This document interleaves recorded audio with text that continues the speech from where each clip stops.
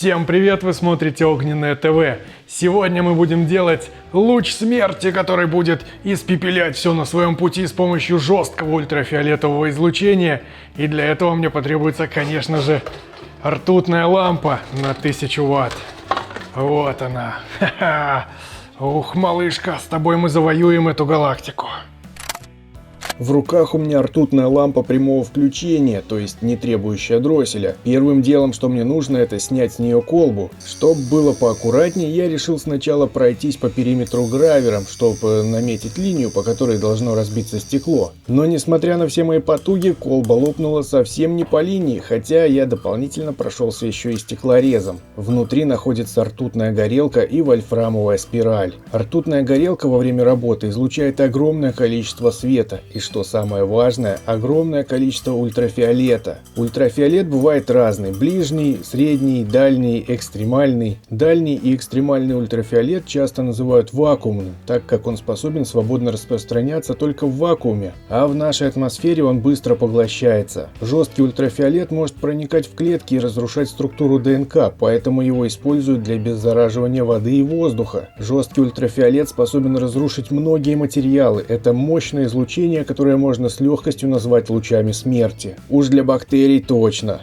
С мощным источником ультрафиолета можно провести множество опытов. Ну, вернемся к лампе. Кроме ртутной горелки, тут имеется вольфрамовая спираль. Она ограничивает ток и заменяет собой дроссель, без которого не могут работать ртутные лампы. К сожалению, эту спираль придется снять. Конечно, такая вольфрамовая спираль никак не сможет нормально работать на открытом воздухе, она практически сразу перегорит. Поэтому нужно заменить ее на что-то аналогичное, например, на такую же вольфрамовую спираль, но только уже внутри вот такой стеклянной лампочки или нескольких лампочек, или вот такой лампочки. В общем, главное подобрать правильное сопротивление, оно должно быть либо такое же, либо чуть-чуть больше, с запасиком. Сопротивление спирали в холодном состоянии чуть больше 2 Ом. Нужно подобрать что-то подходящее из того, что имеется. Лампочка накаливания на 300 Вт. Сопротивление 12 Ом. Так, сколько потребуется лампочек, чтобы нормально запустить ртутную горелку? Давайте проверим. Будем подключать параллельно несколько лампочек и опытным путем определим необходимое количество. 12 Ом, 6,1 Ом, 4,2, 3,2, 2,8. Ну, почти то, что нужно. Можно попробовать подключить горелку. Ну что, пришло время испробовать этот чудо-аппарат.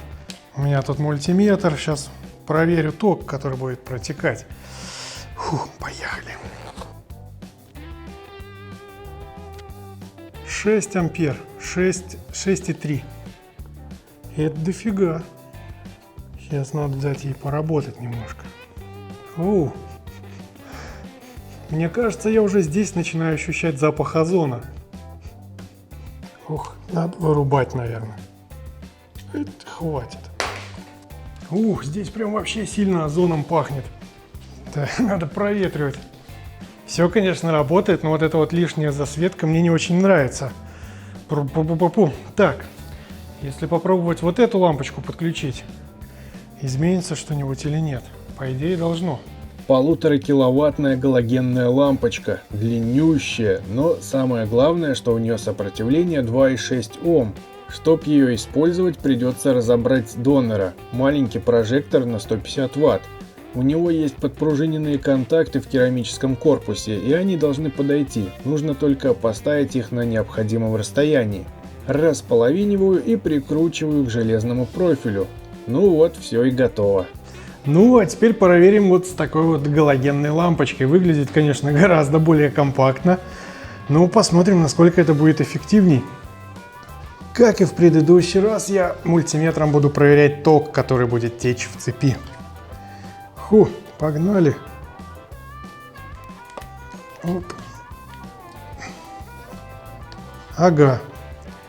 5,9 ампер. Да, 5,9. Беглого взгляда на ртутную лампу достаточно, чтобы понять, что она светит очень ярко. Но долго на нее смотреть, конечно же, нельзя. О, да, пошел запах озона. Прям вот сейчас отчетливо почувствовал. В общем, такой вариант мне больше нравится. Он более компактный. И у меня есть возможность спрятать куда-то эту лампочку, чтобы она не мешалась своей засветкой. Вообще, конечно, в идеале лучше взять нормальную ДРЛ-ку с дросселем, и все будет работать как положено. Но в продаже найти мощную ДРЛ-ку у меня не получилось. И тем более не получилось найти дроссель вообще никакой. Ни на 400 Вт, ни на 250 я ничего не нашел. Поэтому купил вот такую лампочку. Но в принципе для моих нужд, по-моему, ее тоже достаточно. А теперь нужно собрать корпус для моего прибора. Не всякий металл подойдет. Как ни странно, именно алюминий очень хорошо отражает ультрафиолет с минимальными потерями. Я зашел в магазин посуды и набрал кучу алюминиевого добра, чтобы сделать отражатель, но так и не смог подобрать что-то более-менее подходящее. Я много времени провел за чертежами, чтобы найти нужную форму отражателя, такого, при котором свет будет наиболее эффективно отражаться и проходить через отверстие небольшой площади. В итоге я нашел наиболее оптимальный вариант, при котором большая часть света будет покидать корпус, отразившись наименьшее количество раз. Да, свет будет рассеиваться на выходе, но вот в этой точке мощность жесткого ультрафиолета будет максимальной. А если учесть, что этот ультрафиолет очень легко поглощается воздухом, то и нет смысла пытаться сфокусировать излучение на большом расстоянии от лампы. Ну, теперь нужно просто собрать корпус, который я начертил. На принтере я распечатал развертку, умещающуюся в купленный лист алюминия. Нужно ее склеить из частей и закрепить на листах. Теперь с помощью сверла я размечаю все опорные точки, по которым можно будет перенести чертеж на лист металла, и расчерчиваю лист. А вот теперь самое интересное. Потребуется вот такой диск на болгарку. Обычным диском вряд ли получится сделать то, что я задумал. Нужно сделать пропилы на линиях будущих сгибов, наполовину толщины металла, так, чтобы не пропилить его насквозь. Ну, конечно же, на первом же пропиле я накосячил и пильнул лишнего. Пропилы должны находиться с внутренней стороны угла будущего сгиба, поэтому часть пропилов я делаю с одной стороны листа, а часть с другой. Когда все пропилы готовы, вырезаю заготовку по контуру, но так, чтобы не допиливать до конца. Иначе велика вероятность, что лист закусит и порвет, ну или в лучшем случае погнет. Недопиленные участки отрезаю либо ножницами, либо гравером. Получившийся лист нужно слегка отполировать, но без фанатизма. И теперь можно спокойно согнуть его так, как задумывалось, и даже не понадобятся тиски и молоток, все складывается само собой. Стык я закрепляю заклепками. Точно таким же образом я изготовил вторую половину корпуса, но только не скреплял его заклепками, сделаю это чуть-чуть позже. Сначала нужно собрать две половины вместе, для этого использую струбцины и болты. Когда две половины подогнаны друг к другу, тогда и можно заклепать стык.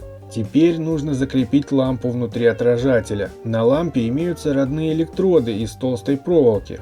Эти электроды я хочу использовать как держатели, нужно только правильно их загнуть и сделать кольца для болтов. Да, крепить я буду их прямо на корпус, для этого нужно точно знать, где будет 0, а где фаза. 0 я пущу прямо через корпус. А вот фазу и нагрузку из дополнительной лампочки нужно пустить через изоляторы. Для этого я купил самые простые и дешевые керамические изоляторы. В отражателе сверлю отверстия, чтобы можно было вставить изоляторы. Чтобы их зафиксировать, потребуются вот такие пластины с вырезом. Эти пластины прижмут изоляторы, и нужно будет только закрепить их на одну заклепку.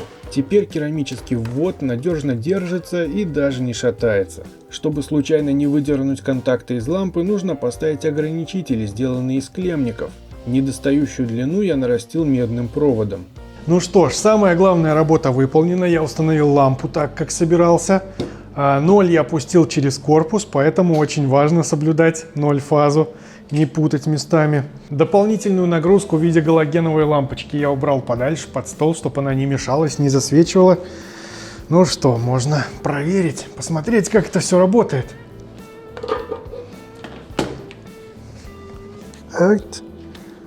Ну,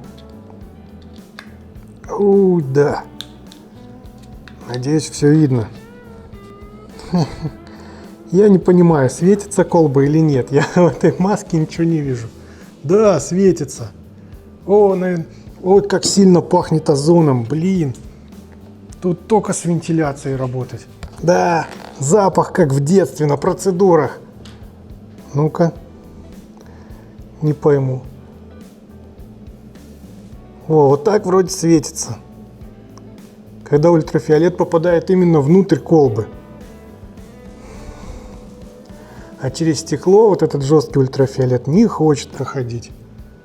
В принципе, ультрафиолетовый прожектор готов. Его можно использовать уже и в таком виде, если нужно засветить большую площадь. Но я ведь хочу всю мощь сфокусировать в одной точке. И дополнительно хочу установить стекло Вуда, которое отсекает весь видимый спектр света и почти весь жесткий ультрафиолет, оставляя только безопасный ультрафиолет. Для этого мне потребуется вот такой простой крепеж, который я закреплю, кто б мог подумать, конечно же, на заклепку. Фух, наконец-то я его собрал. Благодаря тому, что конструкция более-менее герметичная, не будет такого большого количества озона. А благодаря вот этому стеклу Вуда часть жесткого ультрафиолета будет отсекаться, так же как и видимый спектр света. Поэтому, короче, в таком виде лампа гораздо безопаснее, чем просто в открытом виде. Давайте проверять. Все, светится. Ух, я даже через дырочки, через некоторые вижу немножко ультрафиолета. Так, ну что, надо выключать свет и смотреть. Вот так выглядит лампа через стекло Вуда. В полную мощность лампа начинает светить минут через 5 или даже больше.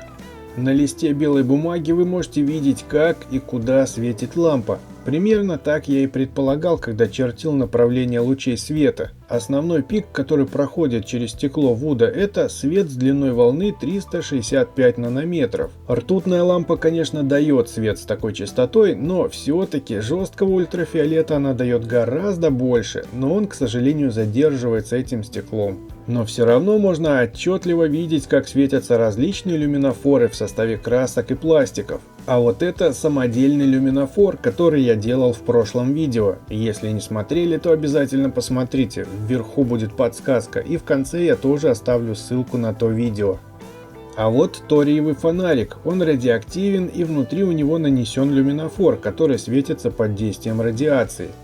Если я заслоняю луч ультрафиолета, то фонарик начинает светиться более тускло, а в ультрафиолете он светится гораздо ярче. А теперь попробуем поэкспериментировать с этой штукой, но только уже без защитного стекла. Жесткий ультрафиолет очень хорошо поглощается воздухом, благодаря чему появляется вот этот вот озон. Вот, поэтому на больших расстояниях этот луч был бы не очень эффективен. Чем ближе к источнику света, тем меньше потерь, так сказать. Поролон очень сильно разлагается под действием ультрафиолета. Я прислонил кусок поролона к светильнику на 5 минут, и посмотрите, что с ним произошло. Поролон не оплавился и не обуглился, он просто превратился в труху. Ради сравнения я погрел поролон зажигалкой, и вы можете видеть, что он плавится и превращается в липкие капли, и это совсем не похоже на то, что получилось под действием света. Вблизи эта штука просто моментально ушатывает поролон. Вот я сейчас ради эксперимента попытаюсь приложить руку. В принципе, терпимо. Не могу сказать, что прям уж горячо. Если попытаться нагреть зажигалкой поролон, то он начинает плавиться и становиться липким. Но под действием света он реально начинает разлагаться и превращается в труху. Вот сейчас возьму чистое место, приложу его на 30 секунд и посмотрим, что произойдет. Раз, два, три, 4. 30 секунд. Все. Готов отпечаток.